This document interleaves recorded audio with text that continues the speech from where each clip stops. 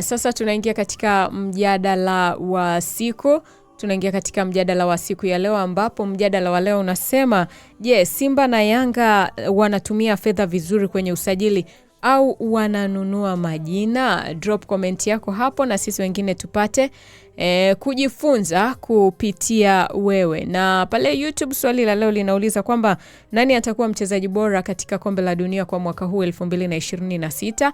Piga kura yako hapo, alafu mwisho wa kipindi tutapita na majibu. Tugeukie sasa katika mjadala wa siku, nikikuchambulia kwa mapana na marefu. Je, Simba na Yanga wanatumia fedha vizuri kwenye usajili au wananunua majina? We, mtazamo wako ni upi? Baada ya dirisha la usajili kuanza kushika kasi, mjadala mkubwa sasa ni kama vigogo wa Tanzania wanapata thamani halisi ya pesa wanazotumia au wanashindana kwa majina makubwa tu. Yaani kwamba pesa uliowekeza inazalisha, au kwa sababu tu umewekeza hapo timu ili mradi tu timu ikiwa ina majina makubwa, wewe kwako ni burudani. Lakini ni biashara, na uzuri wa kufanya biashara, yani lengo la kufanya biashara ni kupata faida. Je, vigogo wanapata pesa ambazo wamewekeza katika timu zao au wananunua majina? Samu anasema Simba tunasajili vizuri, msimu ujao hatutaki dharau, anayejichanga tunamkata kichwa. Okay, haya, Samu amesema Simba wanasajili vizuri bwana, msimu ujao. Okay, hoja za kujadili, tukiangalia usajili mkubwa pamoja na mafanikio. Je, kusajili mchezaji mwenye jina kubwa lazima kulete ubingwa? Ni swali la kujiuliza kama mwanasoka. Sawa, yani unataka mchezaji mkubwa au mchezaji mwenye jina kubwa. Ukishampata huyo mchezaji, ni lazima alete ubingwa? Au basi tu kwa sababu jina kubwa, kwamba klabu yako ikitajwa na jina la yule mchezaji linatajwa, basi kwa wewe yani unaona ni fahari kwamba yani umemaliza. Lakini swali jingine la kujiuliza ni kwamba mfumo wa timu, kocha na maandalizi ndio muhimu zaidi? Kwamba kitu ambacho kinahitajika zaidi kwenye timu au nini kinahitajika zaidi? Ni kusajili mchezaji mwenye jina kubwa, au kwamba yani ukishasajili mchezaji mwenye jina kubwa ndo analeta ubingwa, au ni mfumo wa timu, kocha na maandalizi ndio vitu vya muhimu zaidi? Hayo ni maswali ambayo unaweza kujiuliza kama mwanasoka linapokuja swala la usajili. Na tukiangalia Simba na Yanga wanahitaji nini zaidi, tukianza na klabu ya Simba. Unamjua mnyama Simba hapa wanahitaji mshambuliaji mwenye mabao mengi. Tunawauliza nyie wana Simba. Mbegu mtoto anasema hatutaki kusikia Simba, tunajenga timu. Okay, Mbegu mtoto, asante kwa ujumbe wako. Je, Simba wanahitaji mshambuliaji mwenye mabao mengi, au wanahitaji kiungo mbunifu, au wanahitaji kuongeza uimara eneo la ulinzi? Kwa hiyo ni vizuri bwana timu ikasajili kulingana na mahitaji yake, na zile sehemu ambazo wanaona kabisa kwamba wanahitaji kuongeza nguvu, basi ndio watu ambao wanatakiwa watafute, watu ambao wanaofiti katika hizo nafasi. Okay, tukigeukia wachezaji wa kigeni pamoja na wachezaji wazawa, ni kwamba klabu zetu zinawapa nafasi kubwa sana wageni.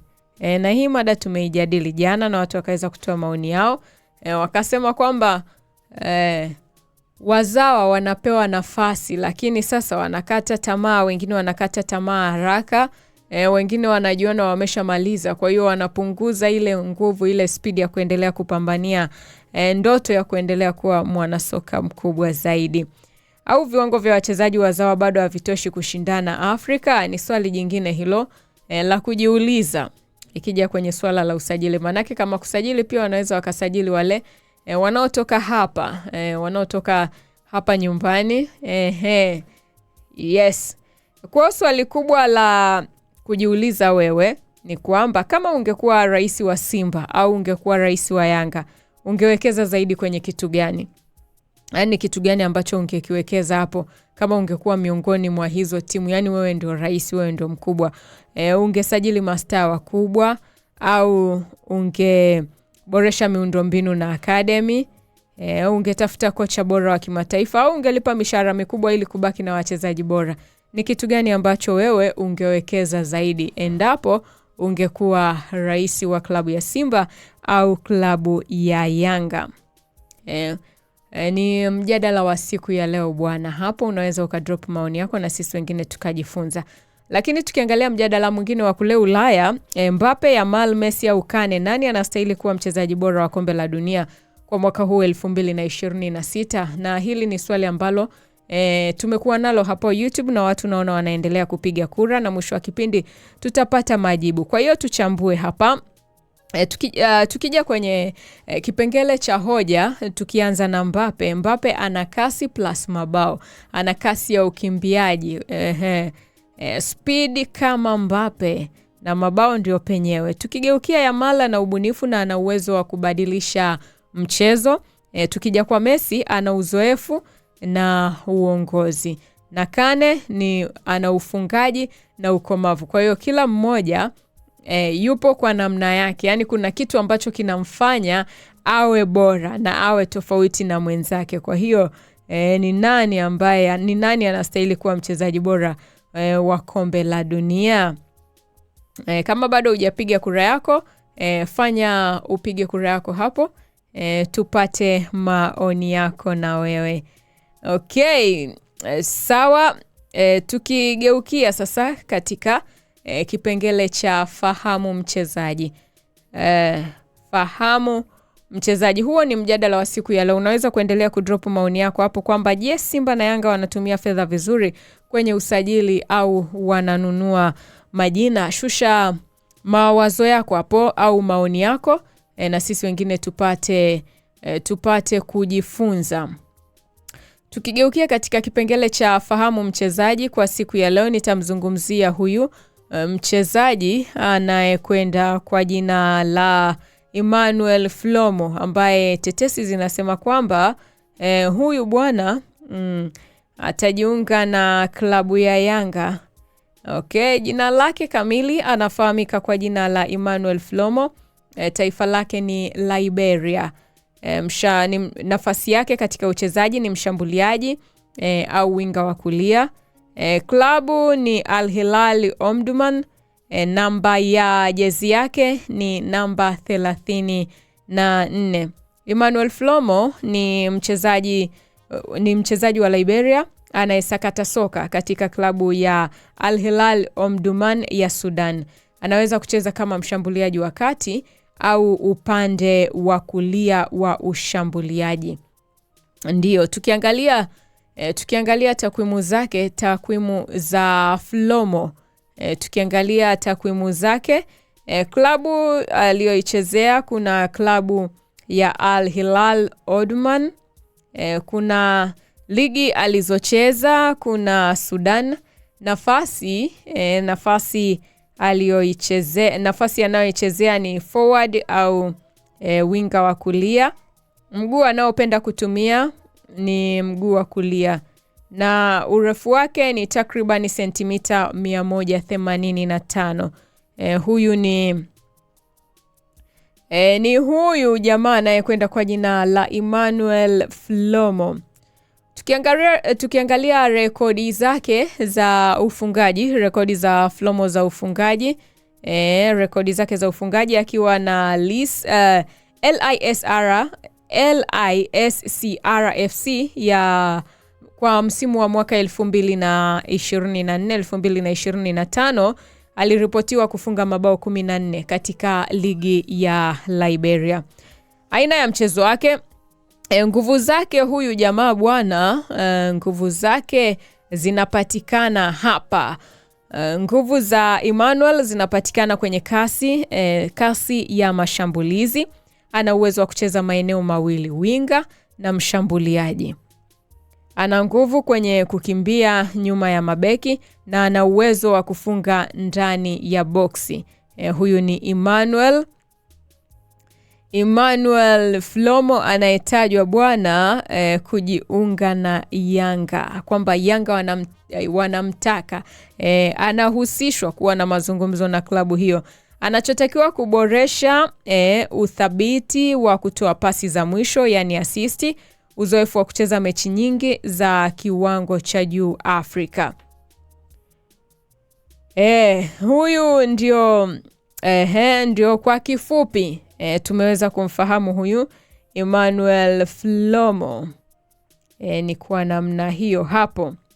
Lakini tukiendelea kuangalia kwamba tukiendelea kuangalia tathmini za uchezaji wake, tukija ile kwenye zile alama 10, tukija kwenye zile alama 10, ndio uwezo wa Flomo kufunga ni 7 ya 10. Kasi alionayo anapokuwa uwanjani ni 8 kwa 10. Nguvu ya mwili wake ni 7 kwa 10. Ubunifu alionao anapokuwa uwanjani ni 6.5 ya 10. Uwezo wa kuingia ligi kuu Tanzania ni 7 ya 10. Okay? Changamoto ambazo Flomo anaweza kukumbana nazo akijiunga na Yanga Sports Club. Huyu ni mshambuliaji wa pale Liberia kama nilivyokuambia. Changamoto ambazo anaweza kukutana nazo ni pamoja na pressure ya kuziba nafasi ya mshambuliaji mkubwa. Pressure ni mbaya nyie, inaweza ikakufanya ukafanya vitu ambavyo baadaye unaweza ukavijutia. Unaweza ukawa na pressure kubwa sana au pressure ikawa chini sana, alafu mambo yakaharibika. Kila kitu kwa kiasi. Yanga ni klabu yenye matarajio makubwa. Mashabiki wanataka mshambuliaji anayefunga mabao mengi kwa kila mechi. Changamoto ambazo Flomo anaweza akakutana nazo kwenye klabu ya Yanga ni kwamba anatakiwa kuanza kufunga mapema. Atalinganishwa na washambuliaji waliowahi kufanya vizuri katika klabu ya Yanga. Kila kosa lake litajadiliwa na mashabiki. Ukikosea kidogo tu mashabiki wanakujadili. Yani huko maisha bwana. Okay. Kubadili mfumo wa mchezo ni changamoto nyingine ambayo anaweza akakutana nayo pale kwenye klabu ya Yanga. Liberia na Sudan zina mazingira tofauti na Tanzania. Flomo anaweza kuhitaji kuzoea kucheza dhidi ya timu zinazojilinda sana, mipango ya makocha wa ligi kuu Tanzania na pressure ya kucheza mechi kubwa kama Yanga na Simba Sports Club zikiwa zina mechi ya pamoja. Ushindani ndani ya kikosi. Yanga tayari na wachezaji wenye uwezo kwenye eneo la ushambuliaji. Kwa hiyo changamoto ya Flomo kama atajiunga na Yanga itakuwa kupata nafasi ya kudumu kikosi cha kwanza, kuonesha tofauti dhidi ya washindani wake, kudumisha kiwango kwa kila wiki.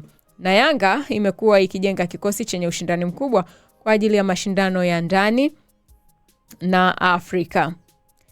Tukiangalia changamoto nyingine, mazingira ya Tanzania ni changamoto ambayo anaweza akakumbana nayo. Mchezaji wa kigeni mara nyingi hukutana na changamoto kama hali ya hewa, usafiri, maisha mapya, lugha na utamaduni. Hivi vinatofautiana kwa sababu yeye anatoka taifa lingine kuja katika taifa la Tanzania.